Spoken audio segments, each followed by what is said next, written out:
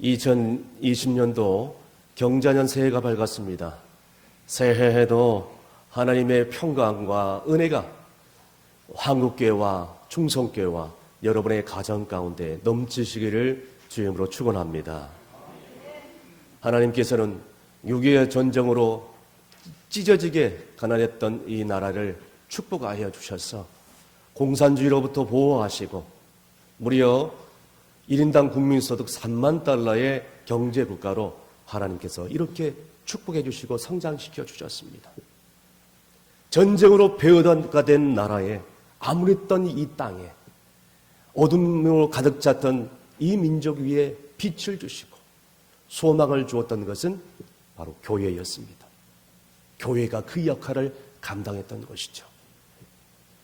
그러나 지금 이 나라와 민족의 현실은 어떻습니까? 동성애 문제가 너무나도 점점 심각해져 가고 있어요. 그리고 이 땅은 지연보다 더 무서운 보수와 진보로 갈려졌어. 화해하기는커녕 화합되기는커녕 점점 혼돈 가운데 빠져있는 이 민족을 바라보게 됩니다. 지난해 목사고시 응시하신 후보생들 가운데서 동성애를 옹호하는 후보상이 2명이 있어서 그 2명이 목사 후보상에서 탈락됐습니다. 동성애 문제는 하루 이틀 문제가 아니라 점점 심각해져 가고 있는 거예요. 지난해 평화의 봄이 찾아올 것만 했던 이 한반도에 이제 이 남북 관계가 회복되기는커녕 점점 더 냉기가 흐르고 있는 현실을 바라보게 됩니다. 우리가 생각했던 것보다 더 어려운 현실이 다가올 수도 있습니다. 뿐만 아니라 제104회기 총회에서 명성교회 대물림 목회 허용을 하는 수수반이 표결에 붙여져서 통과되는 이 일로 인해서 온 한국교회 교계가 지금도 큰 논란이 되고 있습니다. 뿐만 아니라 지난 4월 헌법재판소에서는 낙태죄 처벌이 위헌이라는 결정을 내려 임산부의 인권을 보장한다는 이유로 이제는 임산부의 동의를 받아서 낙태를 허용하는, 만약에 이 낙태를 했을 때의 이 의사를 처벌하면 이거는 법에 위배된다는 그런 판결이 내려지게 됩니다. 이로 인하여 이제 어머니 뱃속에 있는 태아의 생명은 점점 위협과 위기에 처해 있는 시대가 열려져 있는 것입니다. 그런데 오늘날 한국교회는 어떻습니까? 오늘날 한국교회는 개혁을 하기는커녕 점점 저출산 고령화 시대로 맞이하여서 이제는 여전히 권위주의에 물들고 그리고 타성에 사로잡혀 있어요. 여전히 기독교인이지만 교회 출석을 거부하고 미루어대는 가난한 성도들이 200만 이상으로 점점 늘어나고 있는 현실입니다. 그리고 교회는 다니지만 여차하면 교회를 떠나버릴 심산으로 익명의 기독교인으로 남고 싶은, 봉사를 기피하고 등록을 거부하는 그런 일반 이 교회 쇼핑족들이 늘어나고 있습니다.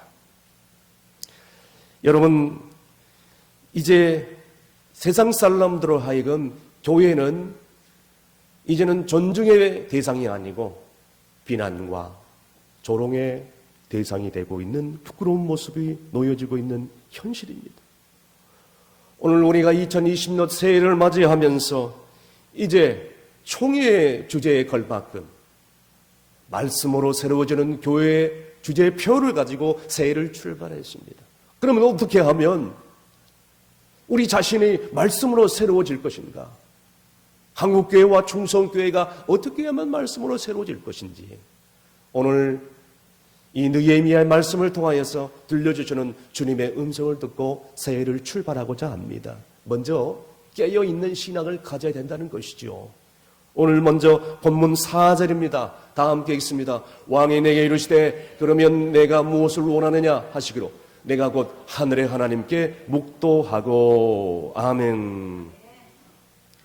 그 당시 바벨론 포로로 잡혀갔던 이 느헤미야, 바벨론을 정복한 바사, 즉 페르시아 왕 아닥사스다 왕의 포도주를 관원하는 관원에, 지금 말하면 고위직 그런 관리직에 오르게 됩니다. 그 당시 왕의 떡이나 포도주를 관리한다는 것은 아무나 할 수 있는 일이 아니었습니다. 왕의 신임을 받는 사람들이만 가능했다는 것이죠. 그래서 바사의 수도인 수산 왕궁에 살게 되었는데, 고고학자들의 말에 의하면 이 수산 왕궁은 얼마나 화려한지 금, 은, 상아로 화려하게 인테리어되고 아름답게 지어졌다고 합니다. 그거는 둘째입니다. 이 수산 왕궁의 산이 이것은 다 해결되고 출세는 보장되어 있습니다. 자, 이렇게 호의호식하면서 잘 살 수가 있었어요. 그런데 어느 날 예루살렘에 갔던 귀한 자로 하여금 고향의 소식을 듣게 되는데, 고향 예루살렘 성은 다 회파되었고 성문은 다 무너졌고 백성들은 포로로 다 잡혀갔고 능욕을 당하고 있다는 소식을 듣게 됩니다. 그때 느헤미야가 가슴을 치면서 너무너무 고통스러워하며 통곡하며 애통해하며 그날 이후로 일손이 잡히지 않는 거예요. 일을 해도 집중을 할 수 없는 겁니다. 혼자 슬픔과 고독과 외로움에 잠겨 고국을 그리워하고 있을 때 어느 누구도 위로해 줄 사람이 없고 아무에게도 하소연을 할 사람이 없는 상태였습니다. 그때 느헤미야는 어떻게 했습니까? 하나님께 나아가서 눈물로 간절히 기도하기를 시작합니다. 느헤미야가 어느 날 수심 가득한 얼굴로 있자 이걸 발견한 아닥스다 왕이 어찌된 영문이냐 하고 묻자 느헤미야가 그렇게 얘기합니다. 왕이시여, 내 조상의 무덤이 있는 고향이 황폐되고 성문은 다 불탔는데 어찌 제가 얼굴에 수심이 없으리까? 그렇게 대답하자 왕이 즉시로 느헤미야에게 그렇게 얘기합니다. 그러면 내가 어떻게 하기를 원하느냐? 뭘 해주기를 원하느냐? 이렇게 얘기했을 때에 보통 사람들은 이때다 싶어가지고 자기가 원하는 소원을 다 즉시로 얘기할 수 있었을 텐데 느헤미야를 보세요. 느헤미야는 그러지 않았습니다. 자기의 필요한 것을 먼저 아뢰지 않았습니다. 감정에 휩싸이지 않았어요. 그런 느헤미야는 4절 말씀에 나와 있는 것처럼 내가 무엇을 원하느냐 하시기로 내가 곧 하늘의 하나님께 기도하고 묵도하고 이렇게 기록되고 있습니다. 묵도하였다는 것은 하나님께 기도하였다는 뜻인데 기도했다는 것이에요. 여러분, 우리가 여기서 주목해야 될 것이 바로 이겁니다. 인간의 경험과 인간의 지식과 인간의 수단과 방법을 다 동원해서 사람들은 문제를 풀려고 합니다. 어떤 사람들은 인맥을 동원하고 백을 의지하고 권력자들 앞에 빌붙어 있고 돈 많은 사람들 앞에 아부아참을 하면서 온갖 수단과 방법을 다 가리지 않으면서 문제를 풀어내려고 합니다. 느헤미야는 그런 사람들과 완전히 달랐어요. 그러지 않았다는 거예요. 먼저 하나님께 기도했다는 것입니다. 사랑하는 충성교회 성도 여러분, 지난 한 해에도 어떻게 사셨습니까? 올 한 해에도 우리가 알 수 없는 여러 가지 문제에 부딪힐 때인데 그러면 그때마다 사람을 의지하고 물질을 의지하고 백을 의지하고 인간적인 지식과 인간적인 경험을 의지할 겁니까? 그때마다 힘들고 고단한 것은 다른 사람이 아니라 나입니다. 오늘 느헤미야를 보세요. 그러므로 새해도 어떠한 어려움이 있을지라도 아무리 힘들고 어려운 일이 다가올지라도 살아계신 하나님을 굳건히 믿고요, 느헤미야의 믿음과 기도를 받아서 금식하면서 간절히 부르짖고 깨어 하나님께 매달릴 때에 하나님의 역사가 기필코 우리의 삶 가운데 이루어질 줄로 믿으시길 바랍니다. 느헤미야, 하나님의 뜻이 어디 있습니까? 내가 뭘 하길 원하십니까? 하나님, 이러한 상황 가운데서 하나님 내게 지혜를 주시야 내가 이 일들을 감당하지 않겠습니까? 오늘 이렇게 기도했던 것처럼 먼저 우리는 하나님 앞에 나아가서 새해 신년 벽두에 깨어 기도하는 신앙으로 새해를 열어갈 수 있기를 간절히 바랍니다. 인터넷에 올라온 그런 유모입니다. 여러분이 잘 알고 있는 유모예요. 지역에서 마귀들이 모여가지고 부흥산상 집회를 열었습니다. 부흥 집회 주제는 한 가지입니다. 어떻게 하면 예수 믿는 사람들을 하나님께로 멀어들이게 하느냐. 마귀들은 다 모여서 회의를 하기 시작합니다. 이제 그 늙은 마귀가 사회를 보고 의견을 내보라고 합니다. 그때였습니다. 저기 있는 젊은 마귀가 이제 의견을 내놓습니다. 의견이 있습니다. 예수 믿는 사람들을 보이는 족족 죽이십시다. 그때 저쪽에 있는 마귀가 아닙니다. 반대입니다. 죽이면 죽이는 족족 천국에 갑니다. 그때였습니다. 반대쪽에 있는 중년 마귀가 의견이 있습니다 하고 손을 내밀었습니다.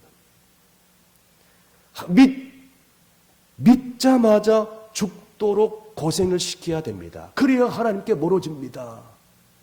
그때였습니다. 반대쪽에서 또 반대표를 던집니다. 아닙니다. 예수 믿는 사람들을 고생시키고 고난을 주면 하나님께 더욱더 기도하면서 매달립니다. 그것도 안 됩니다. 그때 사회를 본 노장의 늙은 마귀가 의견을 내놓습니다. 그렇다면 이렇게 하면 어떻겠냐. 있는 힘껏 다해서 아무런 고난이 없도록 모든 일이 잘 되게 하자. 그리하면 저 예수 믿는 인간들이 기도하지 않고 하나님께 매달리지 않을 거 아니냐. 그러면서 가만히 내버려 두면 스스로 망할 것 아니냐. 그때였습니다. 여기저기서 동의합니다. 제청합니다. 만장일치로 끝나버렸어요.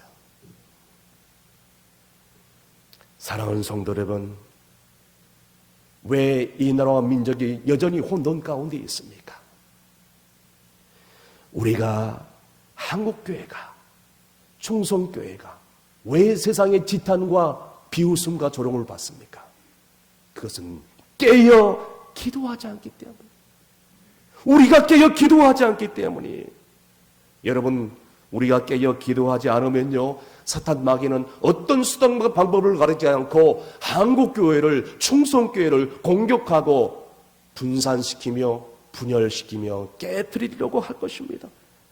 그렇기 때문에 우리는 항상 깨어 기도하고 주님의 인도하심을 구하고 주님의 뜻을 바라보면서 주님 손에 붙잡힌 바 되어서 이제는 남은 생의 모든 삶의 우리의 인생의 모든 문제를 헤쳐나갈 수 있는 여러분이 될 수 있기를 간절히 바랍니다.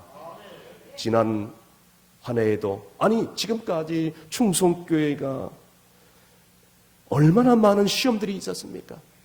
물질 때문에 시험 들고, 봉사하면서 시험 들고, 사람들 때문에 시험 들고, 그리고 교인들 때문에 시험 들고, 불신자들 때문에 시험 들고, 심지어는 사랑이 없다고 교회를 떠나버리고, 그럼에도 불구하고 부족한 점은 그때그때마다 하나님 앞에 엎드려서 새벽 제단을 쌓으면서 하나님 아버지 어떻게 하면 좋습니까? 나는 아무것도 할 수가 없습니다. 그저 하나님께서 이곳에 보내주셔서 주님을 사랑하는 마음으로, 성도를 사랑하는 마음으로 여기까지 왔습니다. 그러나 너무나도 목회가 힘들고 어려울 때 하나님께서 도와주시지 않다면 나는 아무것도 할 수 없습니다. 하나님이 해결해 주셔야 합니다. 하나님이 역사해 주시옵소서. 하나님이 개입하여 주시옵소서 하면서 간절히 눈물로 기도할 수밖에 없었습니다. 이것을 아는 우리 장로님들과 우리 권사님들과 집사님들이 새벽제단을 쌓으면서 눈물로 간절히 부르짖고 많지는 않지만 소수의 중보기도 대원들이 24시간 릴레이로 계속 낮이나 밤이나 간절히 기도하는 성도들이 있었기 때문에 충성교회가 여기까지 오고 정도 목회를 여기까지 감당할 수 있었다는 것입니다. 그래서 에베소서 6장 18절 말씀에 이렇게 말씀하고 있습니다. 다 함께 있습니다. 모든 기도와 간구를 하되 항상 성령 안에서 기도하고 이를 위하여 깨어 기도하기를 항상 힘쓰며 이로 성도를 위하여 구하라. 아멘. 깨어 기도하며 깨어 부르짖으면 모든 시험을 이겨내고 모든 고난을 이겨내고 그리고 이제는 하나님께서 우리를 향한 놀라운 계획을 깨달으니 한국교회와 충성교회의 놀라운 부흥의 역사가 일어날 줄로 믿으시길 바랍니다. 그러므로 새해에도 힘들더라도 새벽자단을 쌓으면서 교회에 어떻게 됐든지 나와서 아버지 앞에 무릎 꿇고 깨어 기도하는 신앙을 통해서 어떤 시련과 고난도 헤쳐나갈 수 있는 신앙의 사람이 되시기를 간절히 축원합니다. 어떻게 하면 말씀으로 새로워지는 교회가 될까요? 두 번째는 구체적인 계획을 실천하는 신앙을 가져야 된다는 것이죠. 계속해서 본문 6절 말씀 다 함께 있습니다. 그때 왕도 왕 곁에 앉아 있었더라. 왕이 내게 이르시되 내가 몇 날을 다녀올 길이며 어느 때에 돌아오겠느냐 하고 왕이 나를 보내기로 좋게 여기시기로 내가 기한을 정하고. 아멘. 느헤미야는 금식하면서 묵도하고 기도로 끝나지 않았습니다. 느헤미야는 아닥사스당 왕이 느헤미야야 언제 끝나고 언제 돌아올 것이냐라고 물어봤을 때에 네 왕이시여 저도 모르겠습니다. 가봐야 알겠는데요. 어떻게 알겠습니까? 가봐야 알지. 그렇게 무기획적으로 대답하지 않았다는 거예요. 구체적으로 계획적으로 준비한 대답을 한 겁니다. 치밀하게 준비했다는 것을 이 말씀 대답 속에서 다 알 수 있습니다. 앞으로 얼마 오면 이렇게 하고 저렇게 해서 이 일이 해결될 것입니다. 그러므로 왕이시여 저를 도와주십시오. 구체적인 그런 이 플레인이 지금 제시되고 있는 거예요. 왕이시여 이제 예루살렘에 가려면 많은 위험과 또 이 어려움이 도사될 터인데 유베라리도 왕 스페인에 있는 총독들에게 왕이 조서를 보내가지고 호위병들도 좀 보내주게 해주시고 조서를 통해서 예루살렘에 잘 통과할 수 있도록 윤호해 주옵소서. 문서를 써 주옵소서. 보병과 마병 등 호위병들을 조금이라도 붙여주시면 이들을 잘 감당하고 돌아올 수 있겠습니다 라고 이 예루살렘의 재건을 하기 위한 구체적인 계획을 왕에게 지금 보고를 하고 있는 것입니다. 이 계획에 어찌 왕이 감동을 받지 않겠어요?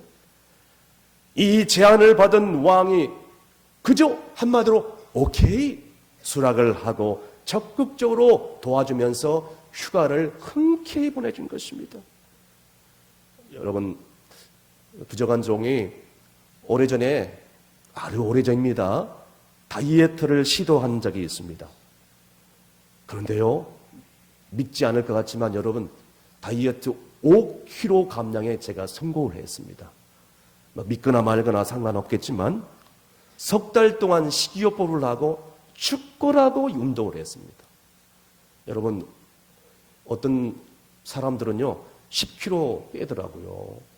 어떤 분들은 더 나가서 20kg 감량하시는 분도 봐봤습니다. 대단하신 분들입니다. 여러분 근데요 제가 이 다이어트를 하고 난 다음에 다시 이 몇 달 후에 예전의 모습으로 돌아오는 나의 모습을 발견하는 것이에요. 참 허무합해요. 허무해요. 그렇게 죽으라고 운동을 하고 식이요법을 해서 뺐는데 다시 원상태로 돌아왔어요. 그러면서 스스로 제 안에 아니하는 그런 말을 제 자신에게 했습니다. 그래, 또다시 시도하면 돼. 또다시 식이요법하고 운동하면 언제든지 뺄 수가 있어. 그런데요, 이후에도 몇 번이나 시도를 냈는데 이 같은 패턴이 계속 반복되고 있어요. 실패를 한 거예요. 또다시 시도하면 돼. 또다시 시도하면 돼. 다시 원상태로 돌아와요. 다시 원상태로 돌아와요. 여러분, 새해 많은 결심을 하게 됩니다.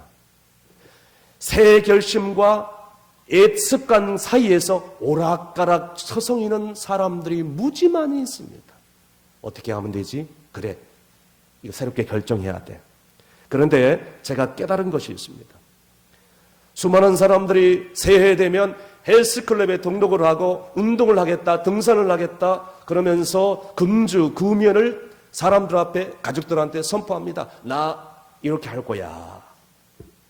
그런데 이렇게 선포하는 데까지는 좋지만 여러분 이걸 알아야 됩니다. 습관을 바꾸는 일이 그렇게 쉽지 않다는 거예요. 여러분, 습관이 형성되려면요, 오랜 시간이 절대적으로 필요해요. 한순간에 바뀌지 않습니다. 바뀐들 오래 가지 않아요. 여러분이 잘 알다시피 창세기 12장 1절에 하나님께서 아브라함에게 뭐라고 얘기했습니까? 너희는 고향 친척 아버지 집을 떠나 내가 내게 지시할 땅으로 가라 라고 했을 때 그렇게 정들었던, 그렇게 정착을 했던 고향을 떠나 새롭게 떠나가요. 그런데 그 아브라함이 익숙한 환경과 고향을 떠나는 일이 쉬웠을까요? 쉽지가 않아요. 그런데 너무너무 무지하게 어렵게 그 가나안 땅을 향하여 가면서 시행착오를 겪는 겁니다. 왜? 옛날에 익숙한 습관에 아직까지도 깨뜨리지 못하는 부분들이 있기 때문에 자꾸만 실수를 해요. 예를 들어서 아내를 누이라고 속인다든가, 살기 위해서 거짓말을 한다든가, 익숙하지 않는 새로운 환경에 적응하기 힘들었고 올바른 방향이 무엇인지를 알 수 없었기 때문에 자꾸 이런 자충우돌, 이런 것들을 자꾸만 겪어야만 했습니다. 그래서 오랜 시간이 지난 다음에 아브라함은 결국에는 믿음의 조상 아브라함이라고 불림을 받는 거죠. 한순간에 되지 않았어요. 저는 이것을 보면서 또 하나의 깨달음을 받습니다. 아, 그렇다. 그리스도의 거듭남이 무엇인가? 그리스도의 거듭남은요, 습관의 변화예요. 따라했습니다. 거듭남은 습관의 변화이다. 아멘. 그래서 어떤 유명한 저자는 습관의 혁명이라고 책을 써서 베스트셀러가 되고 있습니다. 여러분, 이게 무슨 뜻이냐면 오랜 습관을 버리고 새로운 습관을 만들고자 하는 것은 이거는 쉬운 일이 아니에요. 오랜 습관을 깨트리고 새롭게 출발한다는 거 보통 일이 아닙니다. 그렇다고 해서 오랜 습관, 좋은 오랜 습관을 싸잡아가지고 다 깨뜨리라는 거 쉽지는 않습니다. 왜? 좋은 오랜 습관도 있기 때문에. 그러나 새로운 습관, 새로운 친구와 동행해야지 새로운 삶의 변화가 있을 거 아닙니까? 그 옛날 친구와 옛날 습관과 계속 간다면 그거 어떻게 하겠어요? 내 삶에 무슨 변화가 있겠습니까? 그래서 인도 선교로 일찍이 떠났던 인도 선교의 아버지 윌리엄 캐리라는 사람은 유명한 명언을 이렇게 남겼습니다. 위대한 것을 계획하라. 위대한 것을 기도하라. 그리고 그 위대한 것을 기대하라. 사랑하는 성도 여러분, 새해에도 옛 습관을 다 깨뜨려 버려요. 그 옛 친구 결별하세요. 떠나보내세요. 언제까지 그 옛 친구와 손잡고 갈 거예요? 새해에는 윌리엄 캐리가 말한 것처럼 새로운 것을 계획하고, 새로운 것을 계획했다면 그것으로 끝나지 않고 기도하고 부르짖고, 그러면서 하나님 나를 향한 놀라운 계획을 기대하면서 한 걸음 한 걸음 나아가야 되지 않겠습니까? 그래서 잠언 29장 18절에 이렇게 말씀하고 있습니다. 묵시가 없는 백성은 방장이 행하거니와 율법을 지키는 자는 복이 있다라고 말씀하고 있지 않습니까? 여러분, 꿈이 없는 백성은요, 언젠가는 타락하게 되겠습니다. 그래서 애, 어른, 노인, 아이, 젊고 늙고 부자고 가난하고 상관없어요. 꿈이 없는 백성, 묵시가 없는 백성, 비전이 없는 사람은 여러분 하나님의 은혜를 받지 못합니다. 그러나 꿈을 갖고요, 비전을 품고요, 새해부터 그렇게 출발하는 성도, 그 자신뿐만 아니라 그 자손들까지도 다 복을 받게 된다는 것입니다. 믿으시면 아멘 하시길 바랍니다. 그렇기 때문에 새해에는 우리는 구체적인 그런 계획을 세워가지고 영적인 계획, 삶의 계획을 세워서 실천하는 신앙을 따라서 남은 생에 하나님의 놀라운 복을 받고 쓰임받는 여러분이 되시길 간절히 바랍니다. 끝으로 방해를 이겨내는 신앙을 가져야 된다는 것이죠. 오늘 본문 마지막 17절에서 20절까지 말씀입니다. 다 함께 읽습니다. 후에 그들에게 이르기를 우리가 당한 공격은 너희도 보고 있는 바라. 예루살렘이 황폐하였고 성문이 불탔으니 자 예루살렘 성을 건축하여 다시 수치를 다하지 말자 하고 또 그들에게 하나님의 선한 손이 나를 도우신 일과 왕이 내게 이른 말씀을 전하였더니 그들의 말이 일어나 건축하자 하고 모든 힘을 내어 이 선한 일을 하려 하매 호른 사람 산발렛과 종이었던 암몬 사람 도비어와 아라비아 사람 게셈이 이 말을 듣고 우리를 업신여기고 우리를 비웃어 이르되 너희가 하는 일이 무엇이냐 너희가 왕을 배반하고자 하느냐 하기로 내가 그들에게 대답하여 이르되 하늘의 하나님이 우리를 형통하게 하시리니 그의 종들인 우리가 일어나 건축하려니와 오직 너희에게는 예루살렘에서 아무 기업도 없고 권리도 없고 기억되는 바도 없다 하였느니라. 아멘. 계획에는 어려움이 따라가게 되어 있습니다. 그러니까 개혁자들은 너무나도 고독하고 외로운 것입니다. 왜냐하면 반대하는 세력이 따라가기 때문입니다. 역시 느헤미야에도 대적자들이 있었습니다. 호른 사람 산발렛과 그의 종 도비어와 세겜이었습니다. 이 세 부류가 똘똘 뭉쳐서 개혁자 느헤미야를 노골적으로 공격을 하기 시작합니다. 이 적들은 외부의 적들이죠. 외부의 적들은 드러나 있습니다. 느헤미야가 하나님 와서 하나님의 성을 새롭게 건축하려고 하니 배가 슬슬 아프기 시작하고 더 나가서 여러 가지 말로 조롱하고 비웃고 공격을 하기 시작합니다. 그러나 이건 아무것도 아니에요. 외부의 적들뿐만 아니라 내부의 적들도 존재하였는데 그거 쓸데없는 일이다 하면서 하나님의 일을 방해하는 역할을 했다는 것입니다. 그러면서 이들이 계속 하기를 너희들이 지금 뭐 하는 거냐? 쓸데없는 짓 하지 마라. 여우가 올라가도 무너지겠다. 그 건축해봐야 뭐해? 하면서 여러 가지 말로 회유책을 쓰며 공격을 하기 시작합니다. 그때 이 거짓과 음해로 공격하는 이 공격자들 앞에서 느헤미야가 어떻게 했다는 거예요? 느헤미야가 어떻게 했어요? 그들과 함께 멱살 잡고 싸웠습니까? 아니에요. 전혀 거들떠보지 않았어요. 대적자들의 공격과 심리전에 전혀 대꾸하잖아요. 여러분, 개혁자들은, 신앙의 사람들은요, 싸우지 않습니다. 이게 고수예요. 이게 프로 아마추어의 차이입니다. 느헤미야는 아닥사스다 왕의 절대적인 신임을 받은 사람이에요. 조서 하나만 띄우고 사람 하나만 띄우는 군대들을 보내가지고 이 사람들을 싹 쓸어버릴 수 있어요. 그러나 그렇게 하지 않았어요. 느헤미야는 자신의 힘으로 맞대응할 수 있었지만 느헤미야는 오직 비전이 있었기 때문에, 꿈이 있었기 때문에 대적자들의 방해와 조롱에 전혀 거들떠보지 않고 상관하지 않습니다. 내가 하나님이 하는 일에 집중하리라.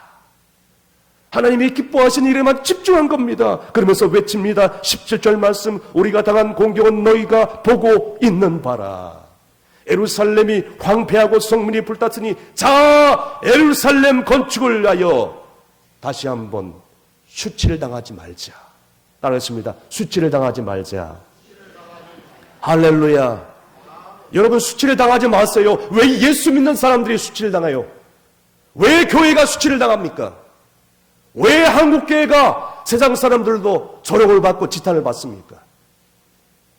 중세 종교개혁 당시 교권자들은 하나님 편에 서서, 진리 편에 서서, 복음 편에 서가지고 바른 신앙을, 교육을 개혁하려는 종교개혁자들로 가득 찼어요. 마르틴 루터, 존 칼빈, 스티븐 길레이, 심지어는 후수는 화형을 당하는 그런 숭배 자리에 오르게 됩니다. 그러나 그들은 죽어가는 순간까지도 절대로 배교하지 않고 복음을 위하여 복음을 지키면서 예수 그리스도를 외치면서 복음을 외치면서 끝까지 종교교역의 미랄이 되었던 것입니다. 이 수많은 교역자들이 있었기 때문에 개신교가 생겨나기 시작했어요. 장로교, 감리교, 성결교, 침례교, 순금교, 이렇게 아름다운 그런 개신교단이 생겨나게 된 것입니다. 우리 충성교회도 지난 68년간 안팎으로 여러 가지 의미하고 교회를 뒤흔드는 세력들이 얼마나 많이 있었습니까? 죄송하지만 교회를 떠나간 사람들이 교회가 사랑이 없다, 교회가 교인들이 얼음 같다, 이런저런 온갖 거짓과 나쁜 소문을 내면서 오히려 교회를 나오고자 하는 사람들까지 막는 부흥의 걸림돌이 되는 사람들이 우리 주변에 얼마나 많이 있었습니까? 뿐만 아닙니다. 심지어는 어떤 사람들은 어디 교회 부흥되는가 보자, 목사님 목회 잘해 보이소, 네? 하면서 팔짱을 끼면서 우리는 먹고 살기도 힘든데 왜 전도하라고 합니까? 왜 힘들게 새벽제단에 나와서 기도하라고 합니까? 목사님 우리 형편에 와 보십시오. 그게 되는가? 하면서 온갖 회의척과 술수와 비아냥거리는 말로 방관하면서 팔짱 끼면서 지켜보는 사람들이 얼마나 많이 있었습니까? 그러나 여기 앉아 계신 우리 장로님들과 우리 권사님들과 우리 안수집사님들, 우리 서리집사님들, 우리 성도님들이 간절히 죽으면 죽으리라는 그런 신앙을 가지고 교회 하나 지키겠다고 가정을 지키면서 일을 하면서 땀 흘려 일하면서 정말 힘들게 내 교회에 나와서 하나님의 교회를 지키고요, 주의 영광을 드러내고요, 힘들게 어렵게 복음을 전하는데 앞장섬으로 하나님의 미랄이 되므로 지금까지 충성교회가 지난 68년에 은혜로운 하나님의 역사를 이루게 된 줄로 믿으시길 바랍니다.